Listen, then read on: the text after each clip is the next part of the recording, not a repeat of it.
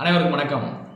RB Udhayakumar அவர்களுக்கும் ஜெயக்குமாருக்கும் இடையில யார் நம்பர் 1 காமெடியன் அப்படின்ற ஒரு போட்டியானது தற்பொழுது நடைபெற்று வருவதாக தெரிகிறது.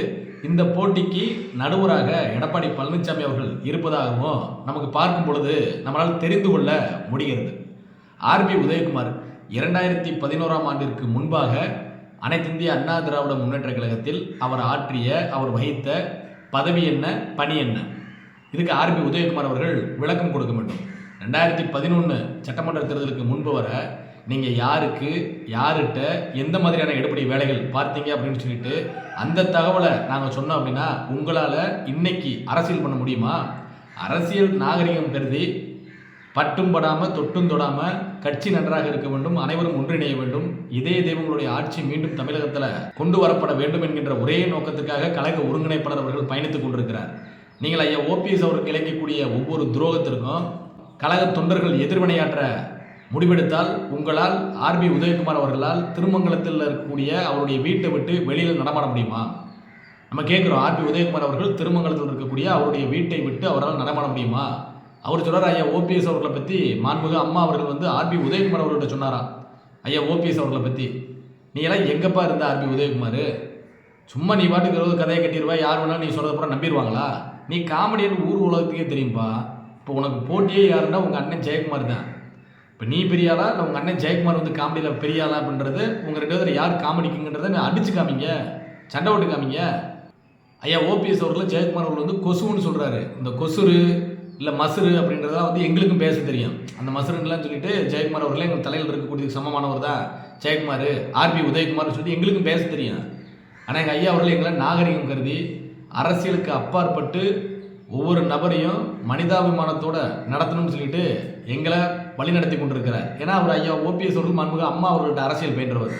அதனால் உங்களை மாதிரி தரக்குறைவான ஒரு அரசியலை ஐயா ஓபிஎஸ் அவர்கள் பண்ண மாட்டார். நீங்களாம் ஐயா ஓபிஎஸ் அவர்களை விமர்சித்தோம் அப்படின்னா தென்மண்டலத்துக்கு நம்ம எடப்பாடி பழனிசாமி அவருடைய அணியில் ஒரு தளபதியாக வந்துடலான்னு சொல்லிட்டு ஒரு கனவு கண்டு கொண்டு நீங்கள் பேசிகிட்டு இருக்கிறீங்க. நீங்கள் ஆற்றக்கூடிய ஒவ்வொரு வினைக்கும் எதிர்வினை உண்டு என்பதை நீங்கள் தெரிஞ்சுக்கணும்ல, அதற்கு தான் அந்த காணொலி. ஆர்பி உதயகுமாரை பற்றி பேசணும் அப்படின்னா மாண்புமிகு சின்னம்மா அவர்கள்ட்ட எப்படி போனார், அம்மா நீங்கள் தான் கட்சிக்கு பொதுச் செயலாளராக இருக்கணும், நீங்கள் தான் அம்மா அவர்களுடைய மறு உருவமாக இருக்கீங்கன்னு சொல்லிட்டு தரையில் படுத்து ஊர்ந்து நகர்ந்து நத்தை போல மாறி அவர்களுடைய காலில் விழுந்து, சின்னம்மா அவர்களுடைய காலில் விழுந்து அவங்களுடைய காலை வாரிவிட்டவர் தான் இந்த ஆர்பி உதயகுமார் அவர்கள். இன்றைக்கி எடப்பாடி பழனிசாமி அவர்களுக்காக இவ்வளோ வக்காலத்து வாங்குறாரு அப்படின்னா உண்மையிலே எடப்பாடி பழனிசாமி அவர்கள் நினச்சிதாங்க நமக்கு பாவமாக இருக்குது. ஏன்னா ஆர்பி உதயகுமார் அவர்கள் மாண்புமிகு சின்னம்மா அவருடைய காலில் விழுந்தே காலை வாரி விட்டவர். இன்னைக்கு எடப்பாடி பழனிசாமி அவர்களுக்காக வக்காலத்து வாங்குறாரு அப்படின்னா அப்போ எடப்பாடி பழனிசாமி அவர்களுக்கு எது போல ஒரு செய்ய போறாரு, ஒரு தரமாக ஒரு செஞ்சிருவார் போல இருக்குன்னு சொல்லிட்டு நமக்கு என்ன தோன்றுகிறது. மறுபக்கம் ஜெயக்குமார் சென்னையில் மயக்க பிடிச்சாலே போதும், எப்படி சட்டமன்ற உறுப்பினர் ஆக முடியாது, நாடாளுமன்ற உறுப்பினராக தன்னுடைய மகனும் வர முடியாது, அப்போ மயக்க பிடிச்சி பேசி நம்மளும் தேர்தல் களத்தில் இருக்கும்னு சொல்லிட்டு நம்மளுடைய இடத்தை உறுதிப்படுத்திக்கணும்னு சொல்லிட்டு ஜெயக்குமாரும் பேசிட்டு இருக்கிறாரு. உங்களுக்குலாம் என்னதாயா பிரச்சனை? கட்சி ஒன்றானா தான் இன்னைக்கு ஜெயக்குமாரே ராயபுரத்தில் சட்டமன்றத்தில் நின்று வெற்றி பெற முடியும். பெரிய எடப்பாடி பழனிசாமி வச்சு உங்களால் வெற்றி பெற முடியுமா? நீங்கள் எல்லாம் சட்டமன்ற உறுப்பினராகிறதுக்கு, நீங்கள் எல்லாம் நாடாளுமன்ற உறுப்பினராகிறதுக்கு தான் களத்தில் கடைக்குடி தொண்டர்களாகிய நாங்கள் இன்னைக்கு போராடிட்டு இருக்கோம். ஐயா ஓபிஎஸ் அவர்கள் போராடிட்டு இருக்கிறாரு. கட்சி ஐயா ஓபிஎஸ் அவர்கள் கைப்பற்றிடுவேன் அப்படின்னு சொல்லிட்டு எந்த இடத்துலையுமே சொல்லலைங்க. முதல்ல அதான் நீங்கள் புரிஞ்சுக்குங்க. தொண்டர்களுக்கான உரிமையை தொண்டர்கள் குடும்பம்னு சொல்கிறாருங்க. கட்சியும் சின்னத்தையும் தொண்டருடைய கையில் நான் ஒப்படைப்பேன், ஒரு கடைக்கோடி தொண்டர் ஒருங்கிணைப்பாளராக வரட்டும். அதை விட்டுட்டு இன்றைக்கி நீங்கள் நான் தான் பொதுச் செயலாளர்னு சொல்லிட்டு ஒரு குள்ளாவை தலையில் வச்சா நான் தான் எம்ஜிஆர்னு சொல்லிட்டு எடப்பாடி பழனிசாமி சொல்கிறாருன்னு சொல்லிட்டு அவருக்கு நீங்கள் ஜிங்ஸாக அடிச்சுட்டு இருந்தீங்க அப்படின்னா அதிமுக அதால பாதாளத்துக்கு தான் போகும்.